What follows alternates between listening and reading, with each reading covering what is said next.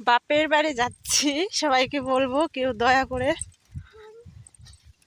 নদী পাড়াপাড়ের জায়গায় বিয়ে করবেন না। এই পাশ দিয়ে তাহলে যে আমি হাঁটাহাঁটি করছি সাইকেল থাকতেও, তবু খালি পায়ে এইভাবেই যেতে হবে। তবে একটা কথা ঠিক, এই হাঁটার মধ্যেও একটা শান্তি আছে। এই নদী মানে পরিবেশটা ভীষণ সুন্দর, জায়গাটা তো আরো সুন্দর। দেখো, তো ওগুলো দেখতে দেখতে যাওয়া যায় আর কি। প্রচুর খাটনি ভাই যেতে, আমার ইচ্ছেই করে না এখন ওর বাপের বাড়ি যেতে। এই হাঁটা দেখলে কাজ হয়ে যায়। মেয়ে তো সেই মজা নিচ্ছে ওর আর কি। আর আমার কপালে এইসব টানো। আমি জুতা খুলেছি বলে ও জুতা খুলে ফেললো।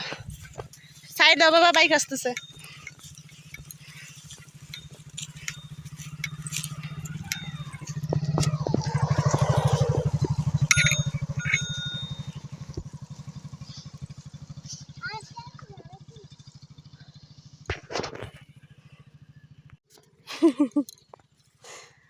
জুতা খুলছে, পড়ছে।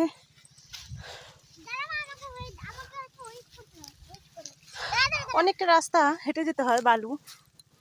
ব্রিজটাও ওইদিকে দিচ্ছে, মাত্র এখনো হয়নি দেওয়া।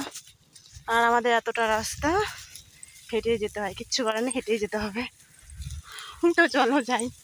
ভীষণ খাটনি হচ্ছে, মানে এইভাবে সাইকেল ঠেলতে ঠেলতে যাওয়া ভীষণ খাটনি, আর ভালো লাগে না। তো চলো যাও যা। না ওটা না, তো চলো বন্ধুরা যাই, তারপর তোমাদের সঙ্গে কথা হবে বাড়িতে গিয়ে।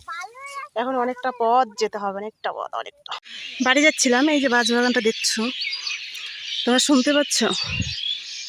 কি শুনতে পাচ্ছ বলো তো? পাখিগুলো কীভাবে চেঁচামেচি করছে, মানে সরি চেঁচামেচি, ভীষণ ভালোই লাগছে। এখন সচরাচর তো এসব দেখা যায় না, শোনাও যায় না।